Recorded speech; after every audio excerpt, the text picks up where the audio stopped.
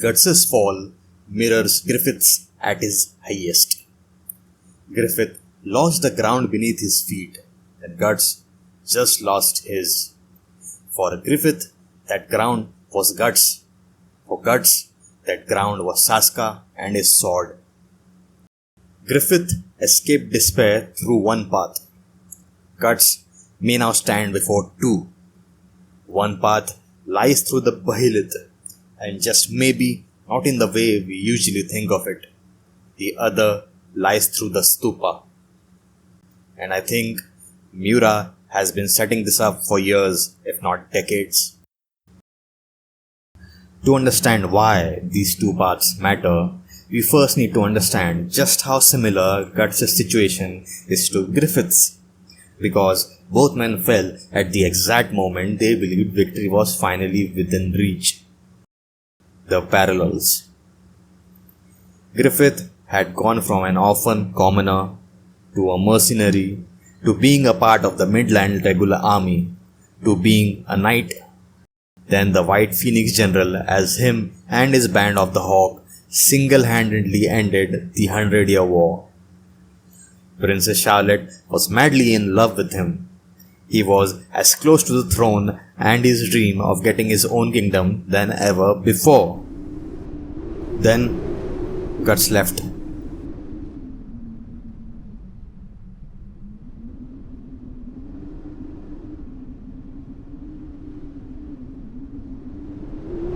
Out of nowhere, the ground beneath his feet, that even he did not even think was the ground beneath his feet, shifted from right beneath his feet and was gone. In his head, he considered his dream of getting his own kingdom to be his life's dream. But in his heart, more than anything, he wanted his only friend Guts to stay with him. And so what followed need not be said.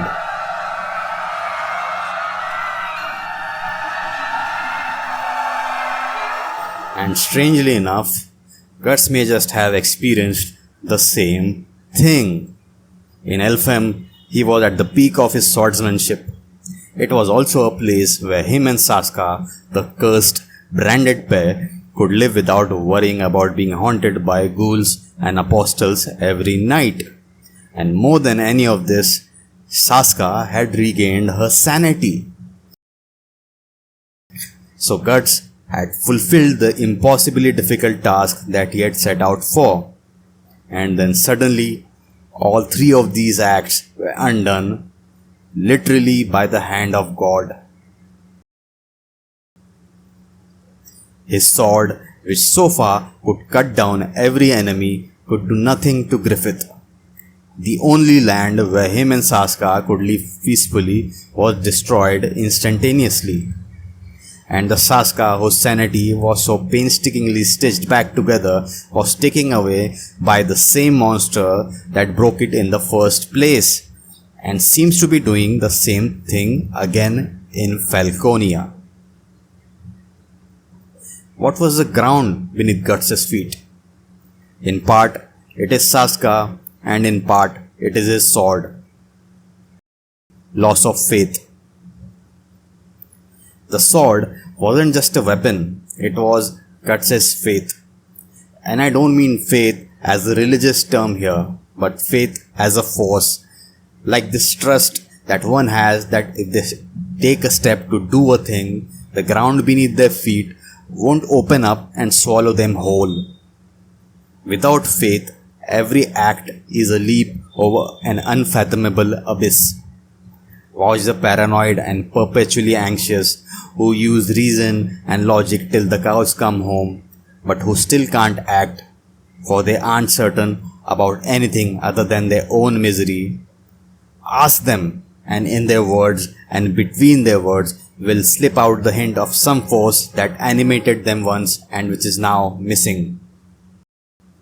For Guts, his already miserable world full of suffering, death and betrayal, where any and all relationships he had exploded in his face, something that would terrify almost anyone from getting close to anyone, went from at least having the certainty of the force of his sword to no certainty at all. It is not hard to see that a man who his whole life relied on nothing but his sword, who could not even let go of it as he slept at night, is in the pits of despair when his sword can do nothing against his biggest enemy. So where should he seek warmth from now? Where should someone like him seek refuge? What should he even rely on now that his sword can't deliver like it has always done before? Everything is pain. Everything is a multiplicity of uncertainty that he can't manage. The wretched, stupefied expression that adorns Guts' face in the latest chapters is no mistake in my opinion. It is the face of a man who has lost what held him together. It reminds me of Yusuke's face from Yu Hakusho during his fight with Yomi. This is Yusuke's usual cocky face, and this is Yusuke's face mid-fight when he realizes that he no longer knows what he is fighting for anymore. There's a stark difference between them, isn't there? So Guts bears a stupefied look precisely because he's drowning in the nonsense that was lurking under the ground beneath his feet. The nonsense of avidya. And if you are not sure what is avidya, check out the series I am doing on it. Griffith can toy with him as he pleases. He can save Casca as many times as he can, as the armor eats him away, as he goes blind in the one remaining eye of his, and still bring Casca all the way to Elfhem or any other so-called safe place. But Griffith would just fly to that place in an instant, and he, Guts, would be able to do nothing. And no sword can reach this foe of his, as he eventually gets consumed by the armor and or goes blind. He could court the beast of darkness and accept his power. But what would be the price of that? Become a hate-filled beast that directs its hate even at Casca and his friends? The same kind of monster he has spent years fighting. He would rather die than become them, as seen from his response and readiness to die at the hands of Rakshas. The darkness of hopelessness and pain on one side, and the refuge from it in the madness of becoming a monster on the other. Not much of a choice, is it? Griffith resolved or worsened his situation, depending on who you ask, by using the Behelit. And that part exists for Guts too, but maybe not in the way we think it does. And it may have to do with what Flora said to Guts. The Behelit. The biggest problem with the Behelit theory is obvious. Behelits create apostles. Flora hated apostles. So why does Flora speak about Behelits almost respectfully? She says that all those who aspire to master the way of magic know of it. She says that it connects to a deep layer of the astral world. Though it may appear as a stone, it governs even things like fate. That is a very ambiguous and, dare I say, positive statement about an object that so far has been used for evil in the manga. Flora, from her behavior, from her teachings to Shirky, from her actions against the apostles, from her 1000 years old friendship with Skull Knight, from her overall aura of a genuinely integrated and wise person, the statement does not appear to suggest to me that mastery of magic only means becoming an apostle or a god hand, but something else entirely. What this mastery of magic or any positive usage of the Behelit could be, I do not know, but it seriously casts doubt in the whole outlook of the Behelit as only a tool for evil, if even the mages think it is linked with mastery of magic. Skull Knight has already shown us that they can be used in different ways than we have already seen. so surprises may await us if it comes into play. But what if Miura had been hinting at a second path all along as he introduced the Buddhist Hindu word avidya way back in 2009 with Ganishka? Could the Buddhist Stupa be that second path? Stupa. If you have not seen my Wise Guts in a Stupa video, first of all, you should. But if you have, you know that the tree on top of the Stupa is the tree of life. It has potential to be the same as the tree in Florast forest of the spirit tree and the tree in Elfhelm. According to Getfrin and the great gurus, these trees parasitize on the world tree with their roots spiritually fastened onto it. This would connect this tree, if it comes alive, spiritually to the world tree where the abyss and therefore God of the abyss lies. Next comes the dome of the stupa itself. In my stupa video, I pointed out how the dome of the stupa is called Anda, which literally translates into egg. This again is a parallel to the Behelit. The egg has universal spiritual significance throughout the religions of the world, with metaphors like spiritual rebirth attached to it.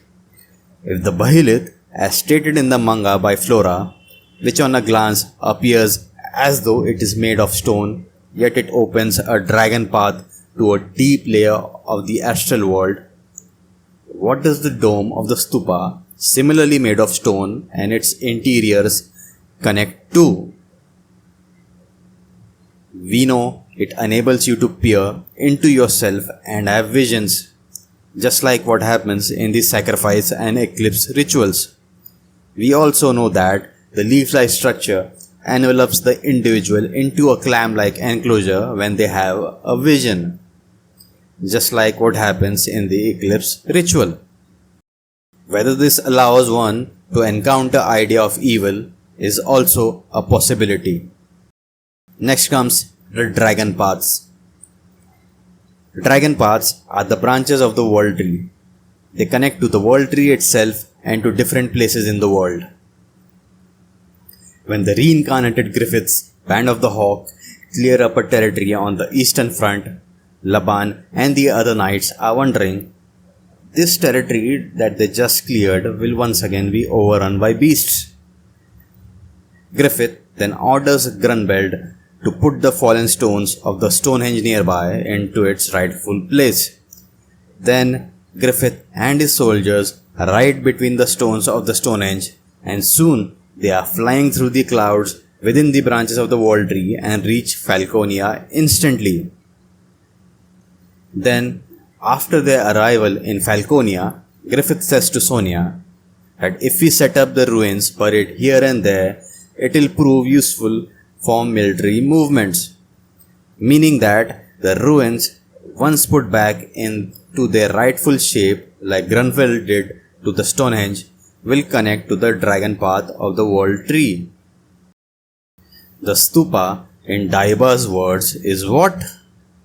An abandoned ancient tomb. Potentially, in the correct state, it too has the same potential as the Stonehenge to connect to the dragon path of the world tree. But is the requirement to put the stupa in its rightful shape for the tree on top of it to bloom? Could be so. In my Wise Guts in a Stupa video, I said that the stupa starts to function when a positive, powerful wish is channeled into it. And I certainly can see that being enough to symbolically serve the requirements of Berserk. The word dream is central to Berserk after all, and the word wish and dream are close enough to each other. They both are a longing for something. So perhaps all that Guts needs to do to find his footing is to find his wish, the most powerful one, and that would make the tree of life bloom, and so the stupa would start to function. The protector of Casca side of Guts and the beast of darkness side of Guts, which are always at odds with each other, could both come to an agreement since their goals would overlap. To protect Casca would be to protect her from Griffith. To protect her from Griffith would be to sink our fangs into him and give him a heap of raw iron. How exactly this will happen in Berserk is not clear to me, but here are some speculations. When Guts has been captured and imprisoned by the Kushan, chapter 376 starts off very strangely. Guts is being swept away in what looks to be the branches of the world tree, that is the dragon path. He then sees Shirky in her astral form, who grabs a hold of his finger and leads him away. Next thing we know, Guts wakes up from a daze, thinking to himself, what was that? It looks like Guts has just realized the potential to releasing his astral body and may have accidentally slipped into the dragon path of the world tree. I don't know any other explanation than that for these panels. Now, if we take Sonia's words at face value, no one other than her, who is a mage of sorts, and Griffith can navigate the dragon paths. She says anyone else who does not have her special perception will get lost in the forking branches and end up someplace unexpected like the sea or deep into the earth. Now, if there is some experience in the Stupa that allows him to navigate the branches of the world tree and end up reaching the abyss and meeting idea of evil, then I can see Guts transcending his despair, his avidya, without using the crimson Behelit. But the big hurdle here are Flora's words herself. She says, if you dive too deep into the astral world, you become unable to return. So no one has ever gone that far while alive. Further still, in the abyss, perhaps. So, is this even an option? I think there is something here for sure. When the world tree first comes into being, the following lines are said when talking about the tree. Like the eastern tree of Sutra, that is Buddhism, where the sage meets with enlightenment. So, if enlightenment, that is the transcending of avidya, is a possibility in the Berserk verse, then something that bypasses the crimson Behelit to meet idea of evil is also possible. How that exactly will play out, we do not know. But even if Guts transcends his avidya, another problem remains. Griffith isn't merely powerful, he may be the single most advantaged being in Berserk. Fate favors him. Causality favors him. The world itself appears to bend around him. So why do I think Guts still has a chance? That's what we'll explore next. See you in the next video. Till next time, fellow struggler.